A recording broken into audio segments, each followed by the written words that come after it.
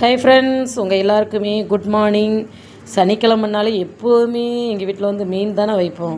ஆனால் இன்றைக்கி வந்து மீன் வைக்க வேண்டாம்னு சொல்லிட்டு காலையில் எங்கள் வீட்டுக்காரர் மீன் குழம்பே வேண்டாம்ப்பா அப்படின்ட்டாங்க. சரின்னு சொல்லிட்டு மீன் வாங்கலை, காளான் பிரியாணி தான் வேணும் அப்படின்னாச்சு. உடனே அந்தெல்லாம் என்ன பண்ணியாச்சு, இன்ஸ்டாமார்ட்டில் ஆர்டர் போட்டாச்சு. ஆர்டர் போட்டு காளானை வர வச்சாச்சு. என்னெல்லாம் வாங்கியிருக்கோம் அப்படின்னா, இஞ்சி கொஞ்சமாக ஒரே ஒரு பாக்ஸ் காளான் தான் வாங்கினேன். சரி போதும் அப்படின்ட்டு. அப்புறமா புதினா நல்லா ஃப்ரெஷ்ஷாகவே வந்துச்சு. அதுக்கப்புறம் பிள்ளைங்க வந்து வாழைப்பழம் கேட்டிருந்தாங்கன்னு கொஞ்சமாக வாழைப்பழம் போட்டிருந்தேன். கிலோ வந்து 47 ரூபான்னு இருந்தாங்க. அதுக்கப்புறம் வேறு என்னது போட்டேன்னா, பன்னீர் காளான், இதுதான் முக்கியமாக போட்டது. ஓகேவா, அரிசிலாம் ஆல்ரெடி வீட்டிலே இருந்துச்சு. அப்புறம் வந்து எக்ஸ்ட்ரா ஒன்று வந்து பருப்பும் தயிரும் போட்டிருந்தேன். பருப்பு வந்து ரேஷன் பருப்பு வந்து பிள்ளைங்க வந்து வச்சா சாப்பிடவே மாட்டேங்கி குழம்பு.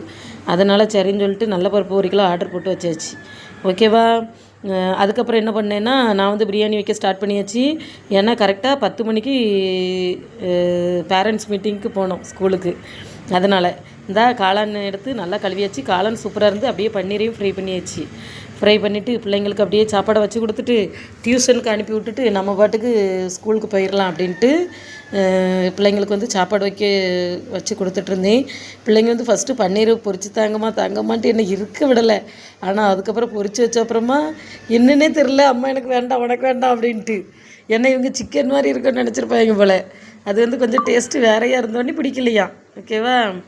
அதுக்கப்புறமா பிள்ளைங்களுக்கு சாப்பாடு வச்சு கொடுத்துட்டு நான் ஸ்கூலுக்கு கிளம்புனேன். எங்கள் வீட்டுக்கார் ஃபஸ்ட்டு வந்து நீ தான் போகணும் அப்படின்னாங்க. நான் வந்து அந்த பஸ்ஸுக்கு பிடிச்சி போகிறதுக்குள்ள 2 நாள் ஆயிரும் அப்படின்னு சொல்லிட்டு, நீங்கள் எப்படியாவது வாங்க அப்படின்னு சொல்லிட்டு நீங்கள் போய் சைன் பண்ணுங்க என்னை. அவங்க நீ வந்தால் தான் நான் போவேன்னு சொல்லிட்டு என்ன உட்காந்துருந்தவளை கிளப்பி நான் மாதிரி என்ன பண்ணேன் அப்படின்னு சொல்லிட்டு கிளம்பி நானும் போயிட்டேன்.